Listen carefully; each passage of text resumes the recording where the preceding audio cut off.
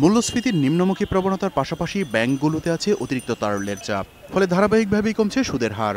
আমানতের সবশেষ গড় সুদ হার 6.34% এবং ঋণের গড় সুদ হার 11.18% দাঁড়িয়েছে। বাড়তি তারল্যের চাপ কমাতে অনেক বাণিজ্যিক ব্যাংকই এখন বেছে নিয়েছে আবাসন খাতকে। ফ্ল্যাট কেনার ক্ষেত্রে ঋণের সুদের হার 9.5% পর্যন্ত নামিয়ে এনেছে কোনো ব্যাংক। বাস্তবতার নিরিখেই এমন সিদ্ধান্ত বলে মত ব্যাংকারদের। আমাদের দেশে ফ্ল্যাটগুলো যারা কিনছে তারা মধ্যবিত্ত কিংবা একটু উচ্চ মধ্যবিত্ত, কিছু নিম্ন মধ্যবিত্ত। ব্যাংকগুলো যদি খুব ইনকাম, তাদের রিপেমেন্ট অ্যাবিলিটি বিবেচনা করে ইনভেস্ট করতে পারে, হয়তো মার্জিন কম থাকবে কিন্তু ইনভেস্টমেন্ট ফিরে না আসার কোনো কারণ নাই। রিহাব বলছে এর ফলে আবার চাঙ্গা হবে আবাসন খাত।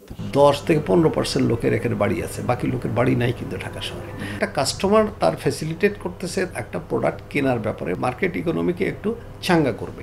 এবং আমার মনে করি এই মার্কেট ইকোনমিকে চাঙ্গা করার মাধ্যমেই আমরা যেটা বলছি যে আমাদের এই ব্যবসাটা একটু ঘুরে দাঁড়াচ্ছে। অর্থনীতিবিদরাও বলছেন ব্যাংকের অতিরিক্ত তারল্যের চাপ কমাতে সহায়তা করবে এ পদক্ষেপ। তবে অতিরিক্ত অর্থায়নের ব্যাপারে সতর্ক থাকারও পরামর্শ তাদের। সাধারণভাবে যেটা আমরা বুঝি সেই অর্থে এটা উৎপাদনশীল না, কনজামশন গুডস অ্যান্ড সার্ভিসেস এটা প্রোভাইড করছে না। যেহেতু অন্য খাতে বিনিয়োগ খুব একটা বেশি হচ্ছে না উৎপাদনশীল খাতে, সুতরাং ব্যাংকগুলো ইন্টারেস্টেড হচ্ছে যে ঠিক আছে, রিয়েল এস্টেটের একটা ভালো ডিমান্ড আছে, এখানে যদি আমরা সুদের হার কমিয়ে ঋণ দিতে পারে তাহলে ব্যাংকগুলো একটু বেশি ব্যবসা করতে পারে। তাদের তো এমনিতেও অতিমাত্রায় তারল্য আছে। রিহাব বলছে শুধু রাজধানীতেই এখন 10,000-এরও বেশি ফ্ল্যাট অবিকৃত রয়েছে। মেহেদী হাসান, 21 টেলিভিশন, ঢাকা।